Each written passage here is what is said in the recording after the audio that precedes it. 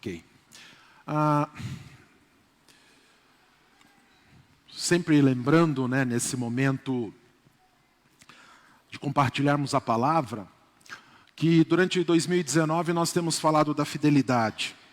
É um tema que nós temos recorrido, durante todo o ano nós expusemos, nós trouxemos como aplicação às mensagens algo relacionado à fidelidade. A preocupação que eu tenho tido é de trazer a você a exposição da palavra, a pregação da palavra, para que você conheça o que está na palavra. Né? A Bíblia diz uma coisa só. Tá? Não aceite essa ideia que muitos têm dito, que a Bíblia diz aquilo que o meu coração precisa. Não, a Bíblia não diz o que o teu coração precisa. Também, não acredite naquela história de que cada um interpreta a Bíblia segundo o seu entendimento. Também não funciona assim. A Bíblia diz o que ela diz. Ela não diz duas coisas. Ela não diz uma coisa para mim e uma coisa para você. O que ela tem para dizer, ela diz para todos. Agora, há aplicações que nós podemos fazer da palavra em determinadas situações da nossa vida, em determinadas áreas da nossa vida. Aí sim, eu posso pegar um texto e entender, o texto diz isto, e nessa situação esse texto me ajuda, essa lição me ajuda, o Evangelho me ajuda. Agora, o Evangelho diz o que ele diz. O Evangelho é a verdade de Deus revelada ao homem. Oxalá todos nós entendêssemos isto. Oxalá todos nós aceitássemos isto. Oxalá a Igreja de Cristo estivesse totalmente pautada na palavra do Senhor. Não tão preocupada com vertentes teológicas, com pais teológicos, não que eles não sejam importantes, mas há muita discussão de quem é o meu patrono teológico. Sou de Armínio, sou de Calvino, sou desse, sou de Paulo, sou de Apolo. Esquecem que todos nós somos de Cristo pelo Evangelho da salvação. É pelo Evangelho, é pela pregação do Evangelho. Ninguém é salvo pelas institutas da religião cristã. Tampouco ninguém é salvo pelos símbolos de fé, como nós vimos hoje pela manhã, a confissão, temos estudado a confissão de fé de Westminster. Isso quer dizer que elas não têm importância? Não. O que eu quero dizer é que nós devemos atentar para o Evangelho. E a partir daí, sim, nós vamos tendo os nossos estudos, vamos fazendo nossas aplicações, interpretamos dentro de situações da nossa vida, mas o Evangelho é tudo para todos. Como Cristo, né, é tudo para todos. O Evangelho, nós precisamos do Evangelho. Então, o que eu tenho buscado, irmãos e irmãs, desse tempo, é expor o Evangelho, é trazer o que o texto te fala, e aí sim, aplicamos em áreas específicas. Temos aplicado debaixo dessa ideia da fidelidade. Temos trazido aplicações da palavra em cima desta ideia. E hoje eu quero trazer mais uma delas. Eu peço que você abra a sua Bíblia, por favor, na carta do apóstolo Paulo à igreja de Éfeso. Efésios 2, de 1 até o 10.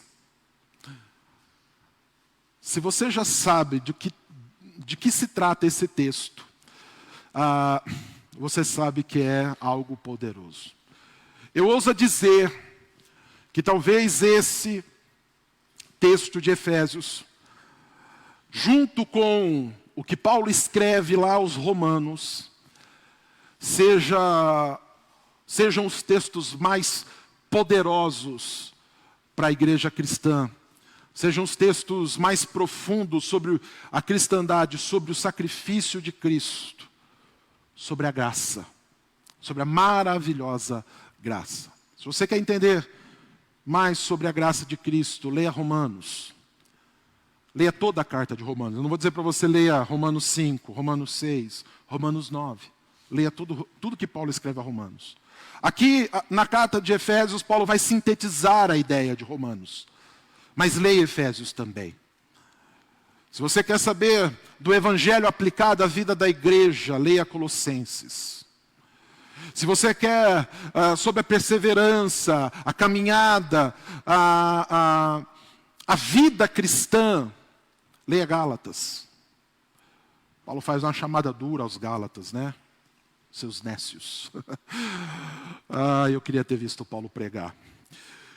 Maravilhosa as mensagens de Paulo. E aqui, em Efésios 2, na tua Bíblia talvez seja como na minha, não sei qual versão você está usando, na minha está dizendo do pecado para a salvação pela graça.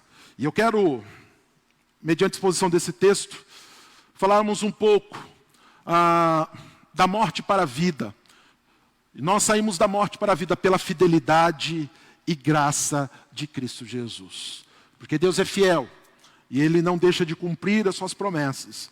Por isso nós somos salvos. E Paulo expressa muito bem isso nesse texto. Ele diz assim: Ele vos deu vida, estando vós mortos nos vossos delitos e pecados, nos quais andaste outrora, segundo o curso deste mundo, segundo o príncipe da potestade do ar, do espírito que agora atua nos filhos da desobediência, entre os quais também todos nós andamos outrora, segundo as inclinações da nossa carne, fazendo a vontade da carne e dos pensamentos, e éramos, por natureza, filhos da ira, como também os demais. Mas Deus, sendo rico em misericórdia, por causa do grande amor com que nos amou, estando nós mortos em nossos delitos, nos deu vida juntamente com Cristo. Pela graça sois salvos. Poderia parar por aqui, fecharmos a Bíblia e irmos embora. Temos uma mensagem poderosa. Mas Paulo continua: e juntamente com Ele nos ressuscitou e nos fez assentar nos lugares celestiais em Cristo Jesus, para mostrar nos séculos vindouros a suprema riqueza da sua graça, em bondade para conosco em Cristo Jesus.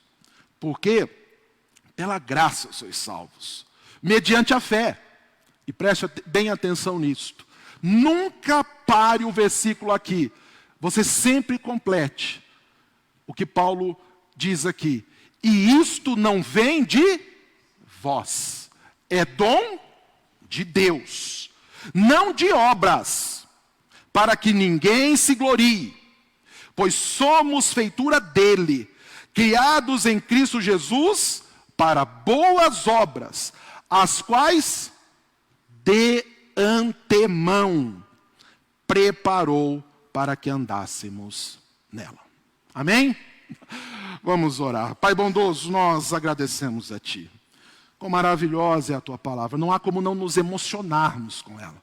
Não há como não sentirmos subir de nossas entranhas, ó Pai, o fogo do Teu Espírito a nos consumir e a nos chamarmos, ó Pai, para a santidade diante de tão grande amor, de tão grande verdade, de tão grande poder que nos é revelado pelo Teu Evangelho.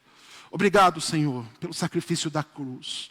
Obrigado, ó Pai, pela eleição incondicional, quando éramos totalmente depravados, indignos, incapazes. O Senhor nos deu vida em Cristo Jesus. Estávamos mortos. Tua palavra é clara. Mortos dos nossos delitos e pecados. Encarcerados na morte. Mas o Senhor nos libertou e nos trouxe a vida. E nos fez assentar nos lugares celestiais em Cristo. Obrigado, Pai.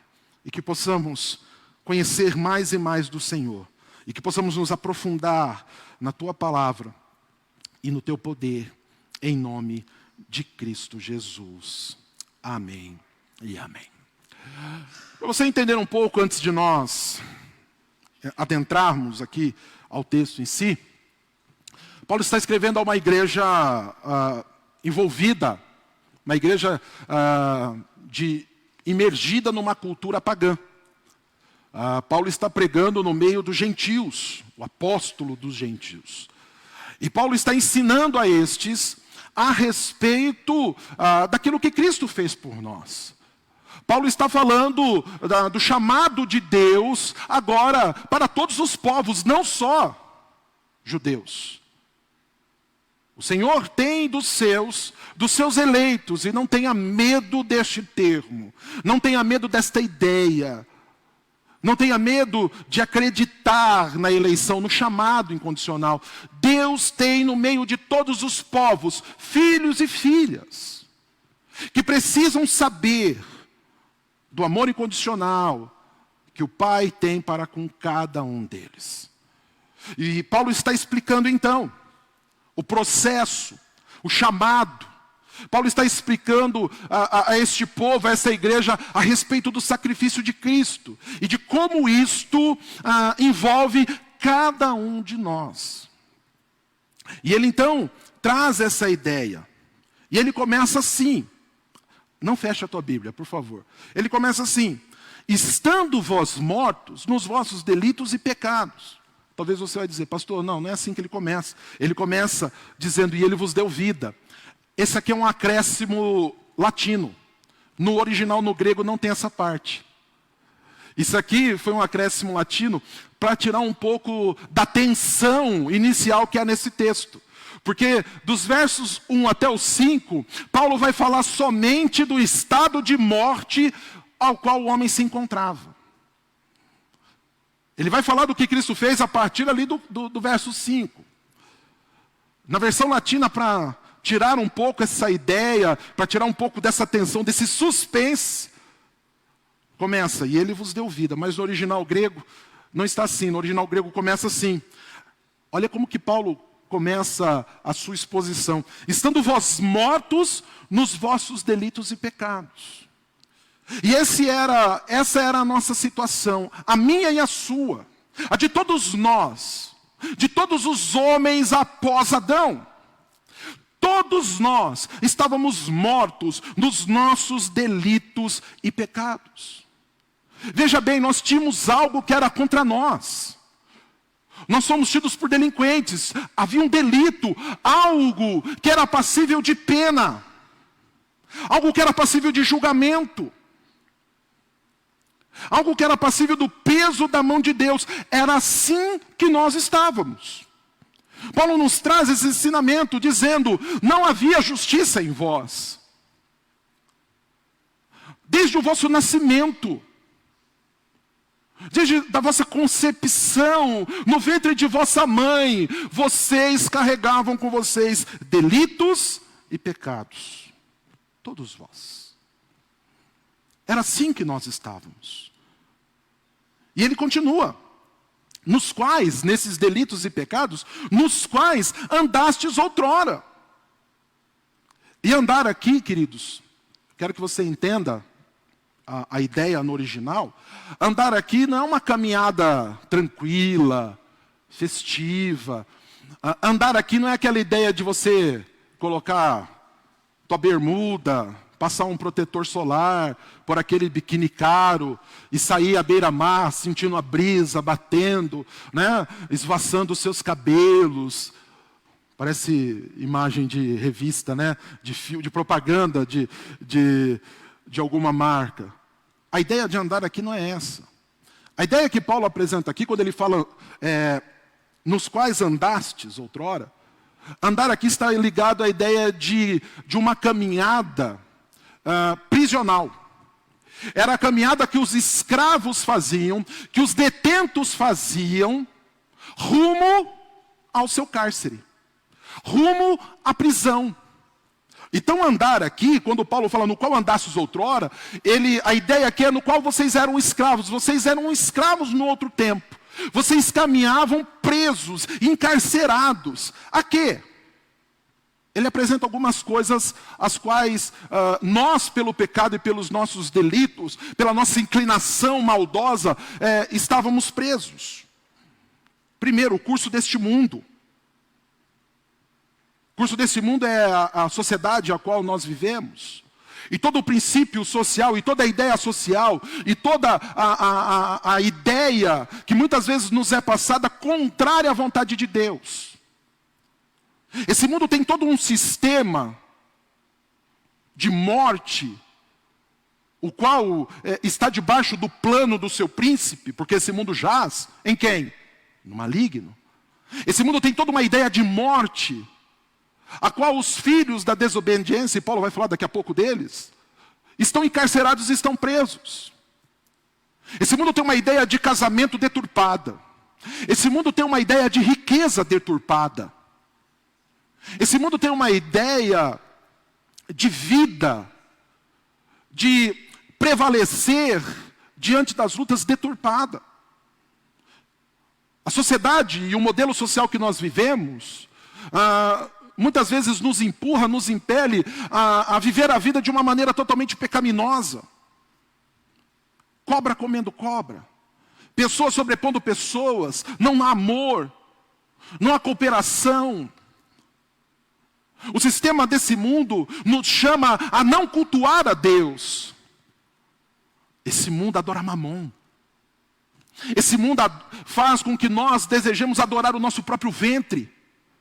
E todos os desejos que fluem dele. Não é esse sistema social que nos diz que o que importa é ser feliz? E que nós devemos ser felizes a todo e qualquer custo? Que nós devemos investir a nossa vida em buscar a felicidade, porque se eu não fizer isso, quem fará isso por mim?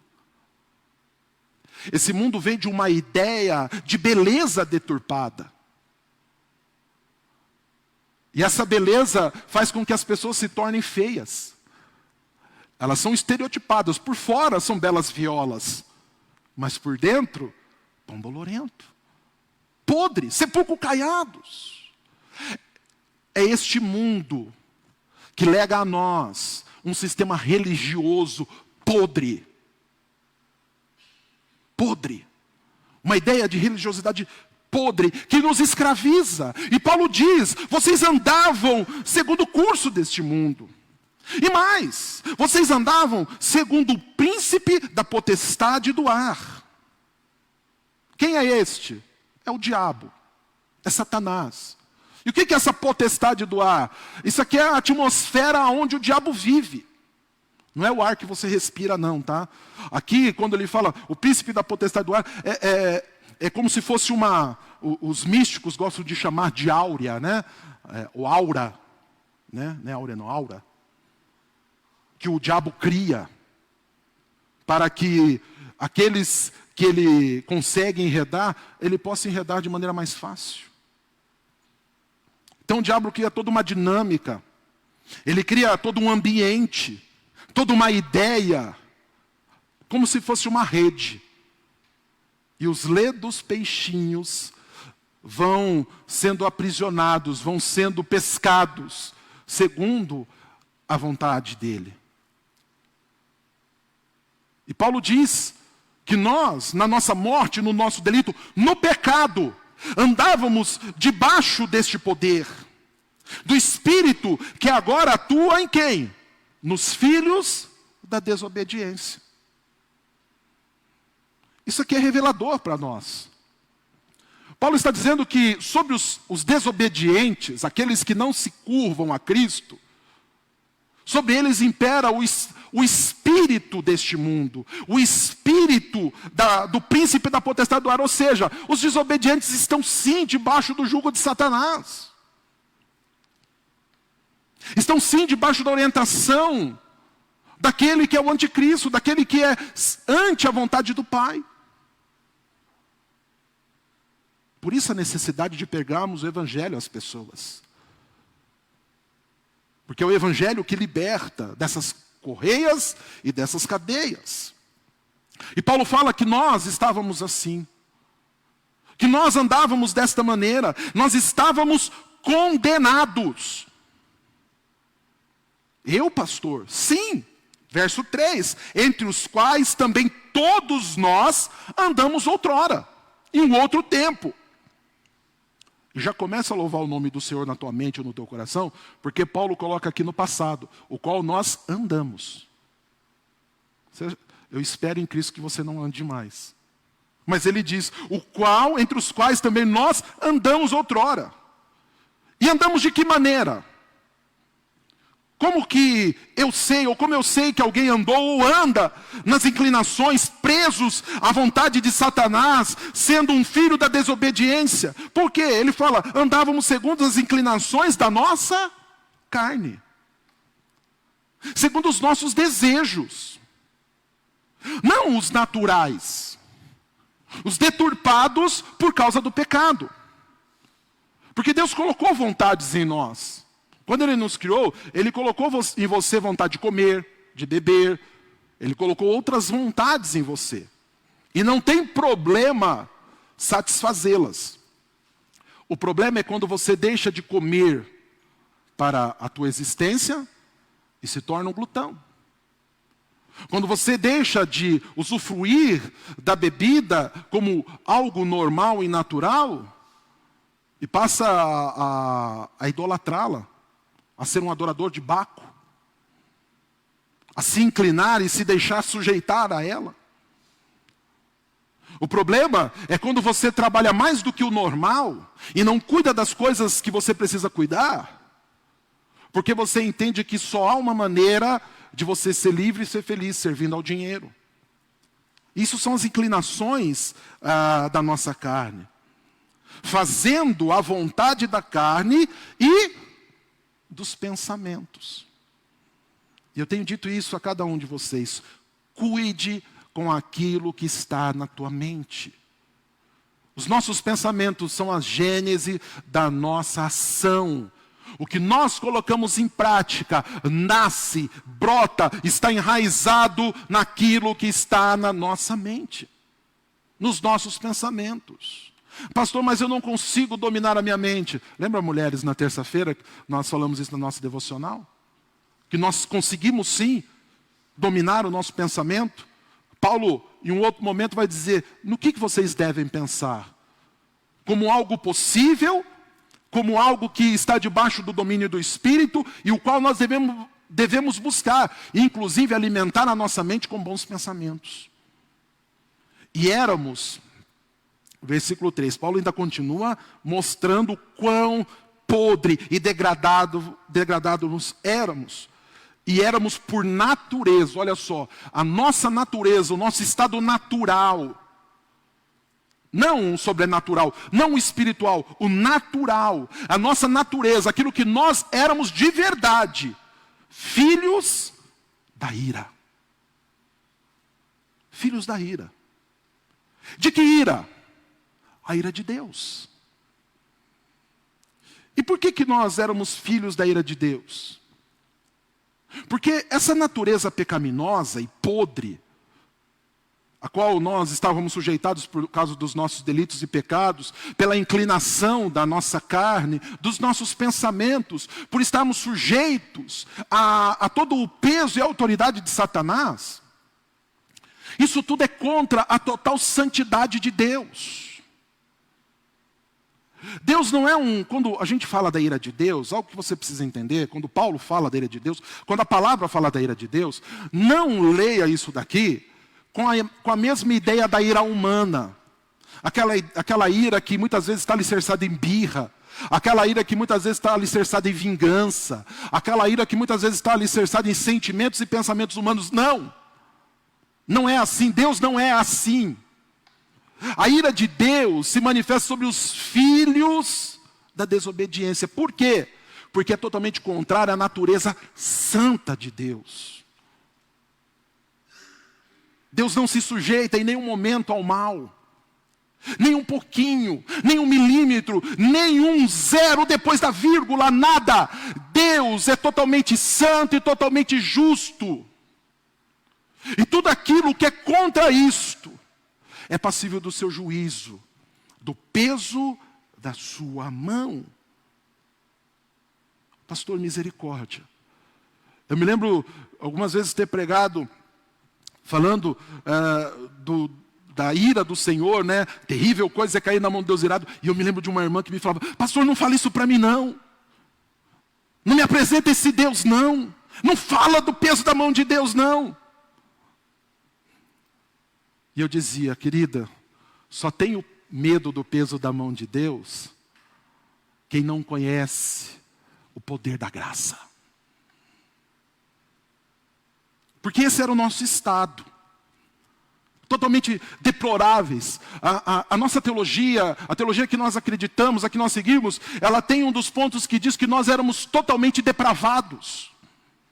A depravação total do homem é uma das letras do acróstico da tulipe. A total depravação. Todos nós estávamos mortos nos nossos delitos e pecados. Não havia esperança em nós.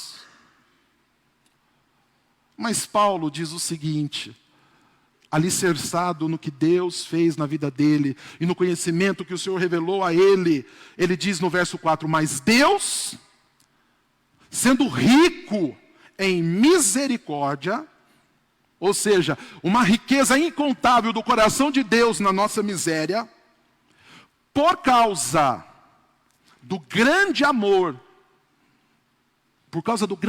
Deus tem um amor transbordante, abundante, maravilhoso, com que nos amou. Por causa desse amor com o qual Ele nos amou, estando nós mortos dos nossos delitos, Ele nos deu vida. Ele nos deu vida, queridos. Ele nos encheu de vida. Nós não merecemos nada. Estávamos mortos. Estávamos encarcerados no Hades. Estávamos lá enterrados por causa dos nossos delitos e pecados. Mas Ele nos deu vida. Ele nos encheu de vida. Juntamente com quem? Com Cristo.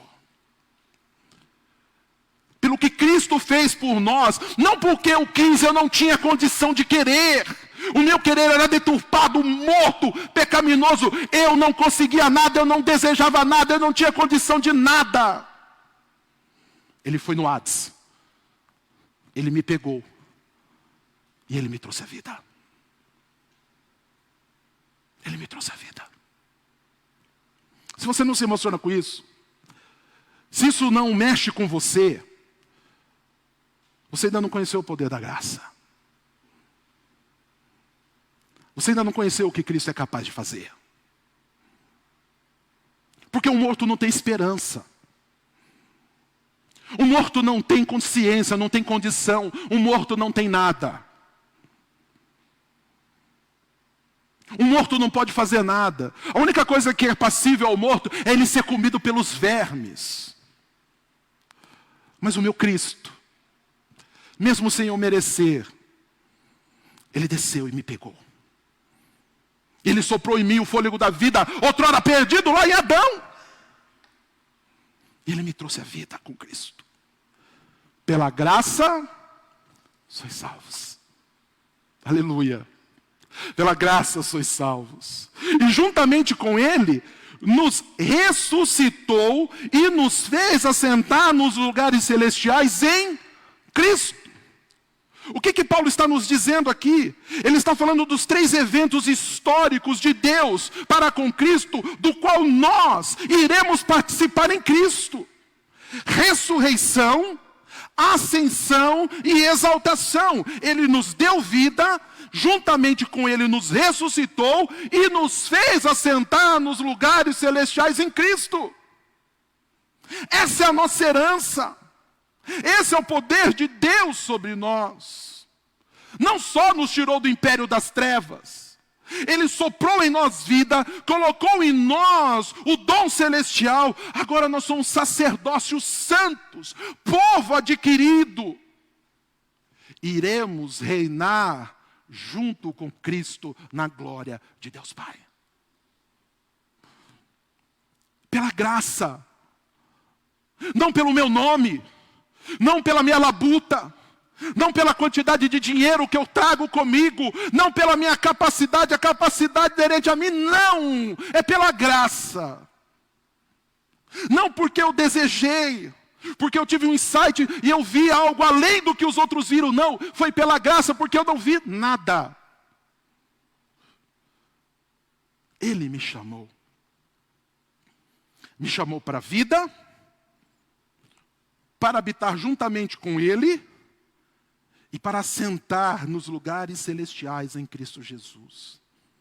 Ressurreição, ascensão e exaltação,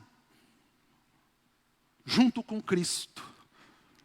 A primícia de todos nós, para mostrar, e olha só, veja bem, por que ele fez isso?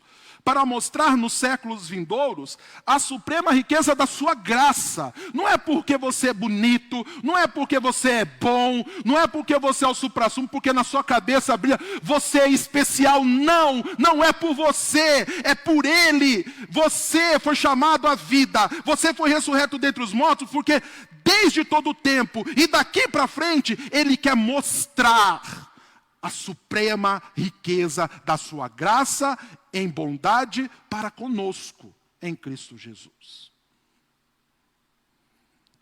A ideia humanista vai dizer que você merece, que você é especial.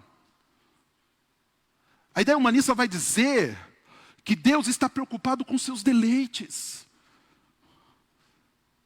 que você é o centro do coração de Deus. Ele fez isso pela glória e graça dele. Porque por Ele, para Ele e por meio dele são todas as coisas. A Ele a glória eternamente. Amém. Oxalá a igreja entendesse isso. É para Ele. Pastor, e eu? Você quer mais? Mais do que isso aqui? Estava morto, perdido, encarcerado, fustigado por Satanás. Ele vos tirou do império das trevas. Por quê? Porque pela graça sois salvos.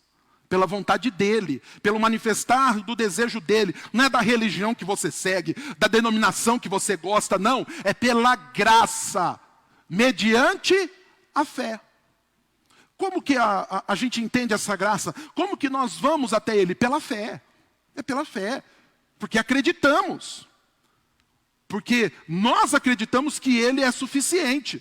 Nós acreditamos que Ele é capaz. Ah, pastor, então eu tenho em mim então algo de bom. Eu tenho em mim algo que pode ser aproveitado. Não. Isso não vem de vós. Até a fé que você tem para acreditar em tudo isso que está sendo pregado vem dele. Você não tinha capacidade nem de ter a fé. É Ele quem o dá. E dá pela graça. Isso que Paulo está ensinando. É pela graça. Vocês, gentios, vocês não acreditavam. Não havia capacidade de vocês acreditarem. A história não ajudou vocês. As guerras não ajudaram vocês. Os movimentos sociais não ajudaram vocês. A economia não ajudou vocês. Os governos não ajudaram vocês. É pela graça. O Senhor olhou, amou, não é isso? Verso 4. Por causa do grande amor com que nos amou. Ele suscitou no teu coraçãozinho fé. E mais. Ele fez com que o filho dele se tornasse justiça, para que os teus delitos e pecados já não fossem mais levados em conta. Lembra que você tinha delito. Lembra da tua ficha corrida. Por que já não é mais levado em conta? Porque Cristo Jesus se fez justiça por nós. Ele pagou o preço. Ele foi o cordeiro pascal. Ele foi o bode expiatório. O sangue dele é vertido sobre nós. E hoje o nosso Deus olha para nós e nos vê pelo prisma do sangue de Cristo, derramado abundantemente sobre nós, para a remissão dos nossos pecados. Pela graça. Única e exclusivamente pela graça. Que se manifesta pela fé, que não vem de vós, é dom de Deus. Não de obras, para que ninguém se glorie. Não é de dízimos, ofertas, não é de obras de caridade, nada disso. Obras aqui, no original, é caritas. De onde a gente tira o termo caridade, é caritas no latim, né? De onde a gente tira a ideia. Então, não é por causa disso. Para que ninguém se glorie, é pelo que Ele faz. E agora, olha só, ele vai fazer um contraste do verso 1 e 2, aqui no verso 10. Éramos mortos nos nossos delitos e pecados, escravos, nos quais andávamos outrora, segundo o curso desse mundo, segundo o príncipe da potestade do ar, do espírito que agora atua nos filhos da desobediência. Estou lendo de novo o verso 2. Olha o que ele vai nos dizer no 10. Pois agora somos feitura dele. Somos novamente em Cristo, a feitura dele. Criados em Cristo, ou seja, nascidos em Cristo, Cristo Jesus, para boas obras.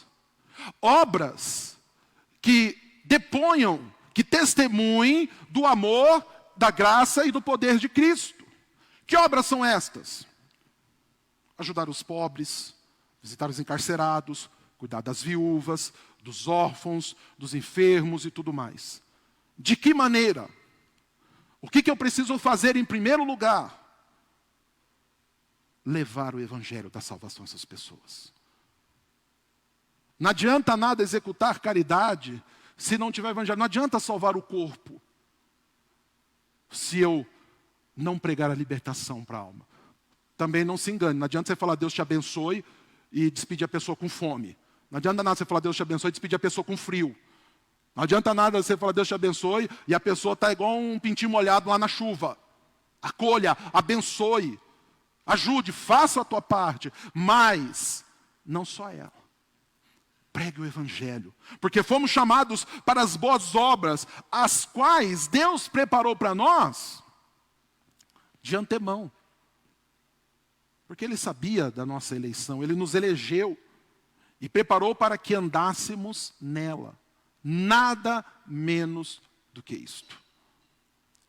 Nada menos do que isso. Então, esse é o ensinamento que Paulo nos traz. E quando nós conhecemos, e quando nós aprendemos a respeito disto, quando nós tomamos ciência do que o Senhor fez para nós, nós podemos entender que desde todo o tempo, Ele já havia prometido para os seus a salvação. Isso mostra a sua fidelidade. E Ele cumpre a sua palavra, manifestando sua graça sobre nós. Por isso, eu disse da morte para a vida, pela fidelidade e graça de Cristo. E através da sua fidelidade e graça, nós podemos, através do que nós aprendemos aqui, nós podemos fazer algumas aplicações para a nossa vida. Nós podemos entender que por meio da sua fidelidade e graça, Ele nos deu uma nova vida aos mortos. Ele trouxe à vida os mortos. Então Cristo Jesus, na sua fidelidade e graça, o Pai, na sua fidelidade e graça, dá nova vida aos mortos. E veja bem, é nova vida. Não é mais para andar do jeito que nós andávamos. Paulo nos ensina aqui que éramos escravos da nossa vontade, éramos escravos dessa sociedade, éramos influenciados pelo Espírito que agora atua nos filhos da desobediência. Mas em Cristo, nós somos agora feituras dele. Nós devemos viver em novidade de vida. É impossível alguém ser cristão e viver como vivia antigamente. É impossível alguém se dizer cristão e viver escravo de vícios. E viver escravo de sistemas.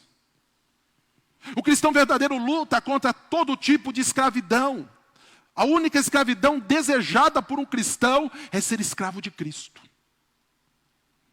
Vira e mexe, eu estou nas minhas devocionais, às vezes eu tiro um tempo, e eu e Simone vamos fazer a nossa devocional, conversar um pouco, orarmos, e eu falo isso para ela. Eu olho para o ministério que o Senhor me deu como uma escravidão, mas não ruim. Eu estou amarrado a Cristo, eu estou acorrentado a Ele. Muitas vezes a minha natureza, ainda do velho homem que tenta me chamar, quer me tirar do domínio de Cristo e me levar para onde? Para o domínio de Satanás. É uma luta. Paulo fala dessa luta que nós enfrentamos. Mas eu já não me inclino mais a essas vontades. Por quê? Porque eu vivo uma nova vida em Cristo. Não porque eu sou melhor do que ninguém. Muitas pessoas, às vezes eu vou falar a respeito disso, e as pessoas acham que isso acontece comigo pelo cargo que eu ocupo, pelo cargo que eu tenho, pelo fato de eu ser pastor. Muitas pessoas, quando eu vou falar sobre santidade, vida com Deus, acham que para mim é mais fácil pelo fato de eu ser pastor. Às vezes eu vou falar sobre educação de filhos, casamentos, acha que é mais fácil pelo fato de eu ser pastor. Não! O cargo não me garante nada. Eu não fui salvo pelo cargo. Às vezes me perguntam, por que em determinados lugares você não se apresenta como pastor, né? Não coloca o pastor antes. Eu falei, eu não fui batizado como pastor. Tem um nome. Eu não preciso do cargo para me impor. Eu não preciso dar uma carteirada. Me tratem melhor porque eu sou o pastor. Lugares onde, às vezes a gente vai em acampamentos ou vai em alguns lugares, o pessoal não me conhece, eu não me apresento como pastor. Para não correr o privilégio. Não, é o pastor. Então dá a coxa de frango maior para ele. Dá o bife maior para ele. Não. Não é pelo fato, não é pelo meu cargo. Eu não tenho que ser mais santo pelo cargo que eu exerço. Não, mas é pelo chamado de Cristo, porque eu recebi uma nova vida. Porque eu fui chamado para a vida. Eu tenho que ser o marido exemplar, não porque eu sou o pastor. Porque eu sou um homem de Deus. Porque eu sou um cristão. Eu tenho que ser um bom pai, não pelo fato de ser pastor. Às vezes a gente tem essa ideia, por quê? Porque daí se torna mais fácil. Ele consegue, eu não, porque ele é o pastor. Saiba que a quem muito foi dado, muito será cobrado. Às vezes eu tenho lutas e tentações e provações, talvez maiores do que as de vocês. Aí sim pelo cargo. E se eu não vencer, a minha salvação não está pelo fato de eu ser pastor. Eu fui salvo antes disso. Agora todos nós temos que viver em novidade de vida. Porque pela graça nós somos salvos e fomos trazidos à vida. Outra coisa que nós podemos e devemos entender é que o Senhor nos concede rica misericórdia. Ele concede rica misericórdia aos rebeldes. Nós outrora éramos rebeldes. Deixamos de ser e hoje podemos desfrutar da plenitude do amor de Deus por causa da sua graça. Ele concede rica misericórdia a nós. Não é porque nós enxergamos algo diferente, não. É por causa da sua misericórdia e do seu poder. E por causa da sua misericórdia, nós devemos abandonar todo e qualquer tipo de rebeldia. Devemos lutar a cada dia para sujeitar a nossa vontade ao Pai. Sujeitar a nossa carne ao Pai. Nossa mente ao Senhor. Os nossos desejos. As concupiscências da nossa carne. O nosso coração. Todos os dias, Senhor, me ajude. Me ajude, Pai. Eu quero vencer. E saiba que o maior inimigo que você precisa vencer, com o qual você tem que lutar tenazmente, todo dia, firmemente todo dia, é contra você mesmo. Não é o diabo, pastor. Não é contra você. De onde surgem os problemas, as encrencas e todas as lutas que vocês enfrentam? De onde que Tiago fala que elas surgem? De dentro do nosso coraçãozinho.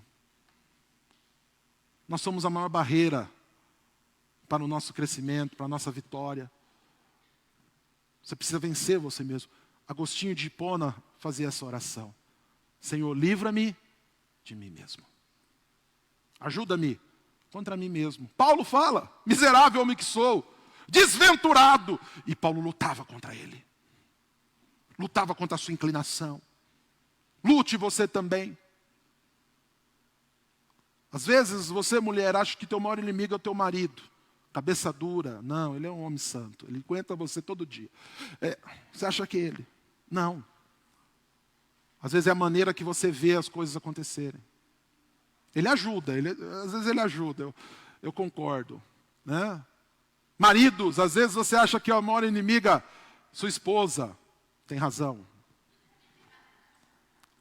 Não vou dormir no sofá essa noite, né? Brincando. Não. Somos nós. E às vezes a gente luta tentando mudar o outro. Quando quem precisa de transformação somos nós. Nós precisamos mudar, vivemos essa nova vida. E pela graça, né? Pelo amor, o Senhor nos oferece livre graça aos perdidos.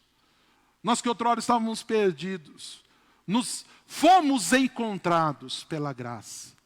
E o Senhor nos oferece essa livre graça, que nos liberta, que nos traz para a verdadeira vida, que nos apresenta a vida de plenitude, de amor.